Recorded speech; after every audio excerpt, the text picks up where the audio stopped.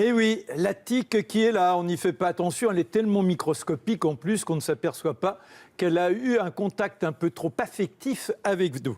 Il s'appelle Yannick Schraen, heureux de le voir là bien droit devant moi, tout gaillard, mais ça n'a pas été si simple que ça de réapparaître dans ces conditions. Racontez-nous cette histoire invraisemblable. En fait, tout a commencé par un état grippal à 12 ans et demi.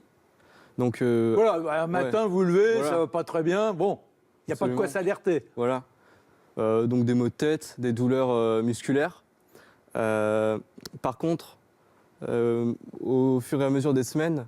Mais ça se prolonge et on s'aperçoit que c'est pas un petit bobo, quoi. Exactement. Exactement, il y a de plus en plus de symptômes comme la photophobie, par exemple. Donc je supporte plus la lumière. Et l'agueusie. Donc je sens plus les goûts de ce que je mange, ce qui me fait perdre du poids. Et j'ai de plus en plus de mal à marcher aussi. Alors vous allez voir un médecin très rapidement, et ce médecin, alors là c'est terrible parce qu'on vous fait une prise de sang, et le diagnostic c'est terrifiant. On vous dit à 12 ans et demi, leucémie. C'est ça, ouais. Alors moi je sais pas ce que c'est sur le coup. Ouais. Donc, mais je vois que mon père qui est à côté de moi, Grémy. Ouais, voilà. Donc je lui demande ce que c'est. Et puis voilà, quand j'apprends que c'est un cancer du sang, forcément je suis pas très bien. Mais moi, à ce moment-là, j'ai confiance dans les médecins et je pense que voilà, ils soignent tout le monde et très bien. Voilà, et dans les conditions même les plus épouvantables a priori. Tout à fait. Alors vous allez aller à l'hôpital et là, contre-diagnostic. Ça n'a plus rien à voir avec une leucémie, mais on ne sait pas trop ce que c'est. Et lorsque l'entretien se termine, il y a une neurologue qui vient vers vous, l'air suspicieux. Et qui vous assène comme ça, dis donc, toi mon gars, tu serais pas un peu simulateur? Voilà, c'est ça, tout à fait. Vous êtes dans la douleur la plus totale depuis maintenant. Exactement, et puis mon état s'est empiré, je ne marche plus du tout, aussi. Voilà, et là on vous dit, en réalité c'est parce que tu es un peu feignasse, tu n'as pas envie d'aller à l'école. C'est ça, et on contacte mon collège pour savoir si j'ai pas des problèmes. Voilà, là c'est même au-delà de la suspicion, tout de suite vous êtes classé comme étant parmi les rebelles de l'éducation. Tout à fait. Alors on pourrait en rire dans un premier temps, mais c'est qu'ils vont s'obstiner dans ce diagnostic. Et au fur et à mesure, bien que votre état se dégrade, alors on vous met de la morphine. La morphine n'a pas d'action, on est bien d'accord ? Oui. Vous devenez accro à la morphine, alors là c'est encore plus fou, parce que la morphine n'agit pas. On vous dit que vous êtes simulateur et on continue à vous mettre de la morphine. Exactement. Exactement, donc je ne comprends pas non plus, au final, pourquoi on me laisse de la morphine alors qu'on dit que je suis simulateur. Mais en même temps, tant mieux, parce que moi, ça me permet de supporter légèrement les douleurs qui sont incessantes. Yannick, qu'est-ce qui se passe dans votre tête à ce moment-là? Vous avez 12 ans et demi, vous avez la chance d'avoir une famille, vos deux sœurs, votre papa, votre maman, ils sont là, mais vous voyez bien que les figures doivent se décomposer autour de vous. Tout à fait. Vous êtes dans la douleur la plus extrême, vous aviez confiance dans les médecins, on vous prend et on ira jusqu'à vous considérer comme un fou, on va voir ça après. Qu'est-ce qui se passe dans votre tête? Ce qui se passe, c'est que je ne comprends pas en fait la situation. Il n'y a pas une sorte de désespérance? Pas sur le coup. Ça viendra plus tard en fait, mais mes parents croyaient en moi, ils me soutenaient. Donc ça, si vous voulez, ça me donnait une force et ça me donnait la volonté de guérir un jour et de toujours essayer de faire confiance malgré ce que je pouvais vivre. Oui, mais là, vous voyez qu'il y a un traitement qui n'est pas approprié.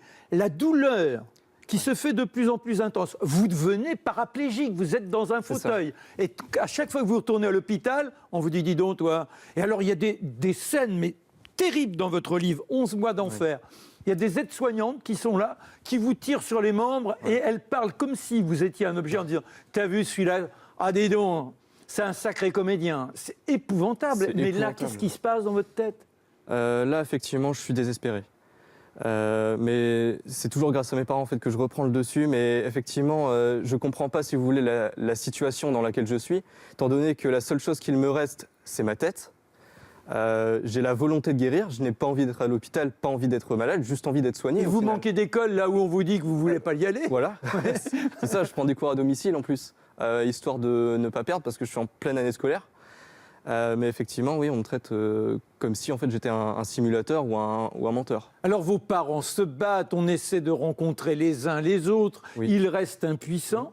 Et puis un jour, on vous dit carrément, bah voilà, c'est l'asile, mon gars, parce que quoi qu'il arrive, alors vous êtes sous antidépresseur, anxiolytique par exemple, et puis un autre élément, et toujours la morphine, bien sûr. Toujours la morphine. Alors c'est quand même fou, hein, parce que on continue à vous traiter comme étant celui qui invente, mais on vous met d'autres contre la dépression, mais on vous maintient contre la douleur, la morphine. C'est ça, et malgré l'inefficacité en fait, du traitement antidépresseur, on augmente la dose à chaque fois jusqu'à atteindre la dose maximale. Et à ce moment-là, on m'arrête justement, quand on voit que ça ne fonctionne pas, on me l'arrête en quelques jours. Par contre, on laisse toujours la morphine. Et on dit toujours que je suis dépressif ou fou. Et alors, ce qui est invraisemblable aussi, c'est qu'à un moment donné, vous étiez revenu chez vous, vos parents, à ce moment-là, s'inquiètent de la dégradation de votre état, ils retournent à l'hôpital et il y a un médecin urgentiste qui vous fait découvrir un élément, c'est une sorte de gaz euphorisant, c'est ça ? C'est ça. Donc moi, j'aime pas du tout, en fait, prendre ce gaz. Je le prends vraiment, en fait, pour être soulagé, momentanément, bien évidemment. Mais eux, en fait, croient que je suis accro, en fait, au gaz. La situation devient tellement épouvantable que vous ne pesez plus que 29 kilos. Alors que j'en pesais 45 avant ma maladie. Ouais. Voilà. Là, est-ce qu'à un moment donné, dans votre tête de petit garçon, vous vous dites, bah, c'est foutu, bah, je vais glisser dans un autre monde. Qu'est-ce qui se passe ?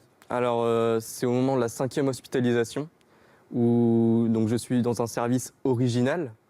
Donc, c'est pas vraiment un service de psychiatrie à proprement parler, mais il y a quand même des enfants anorexiques, suicidaires.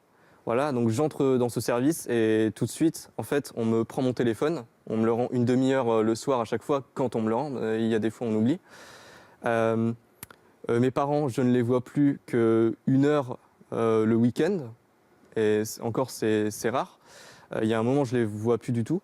Donc, le seul soutien, si vous voulez, que j'avais, donc mes parents, je ne l'ai plus à ce moment-là. Vous l'avez plus, donc là, ça devient le siphon des idées noires. Absolument. Hein. Et puis, je suis persécuté en fait psychologiquement. Donc, j'ai horriblement mal à ce moment-là. Je suis dans un état pitoyable. Et on me dit encore, on me rabâche sans cesse, tu n'as pas mal, c'est dans ta tête, et c'est ça tout le temps. Voilà, il y a même un kiné, mais ça c'est tout à fait au début, qui vous dit, de toute façon, moi, je suis pas là pour faire des miracles. Voilà, exactement. Donc, redresse-toi, et si tu marches pas tout seul, je peux rien pour toi. À un moment donné, votre maman va se retrouver devant son poste de télévision, et elle voit un reportage qui évoque la maladie de Lyme. Et c'est là où on revient à notre tic du début. Et elle corrèle parce qu'il y a quand même un médecin qui, à un moment donné, avait envisagé cette hypothèse. C'est ça. Et puis, il y a aussi l'érythème migrant qui est caractéristique en fait, de la maladie. Et donc là, elle se dit, ça fait trop d'éléments. Donc, elle envoie, en fait, donc ça c'est suite, parce qu'elle est venue en fait, me visiter. Et je lui ai dit, j'ai plus la force de me battre contre la maladie. Je suis dans un état horrible.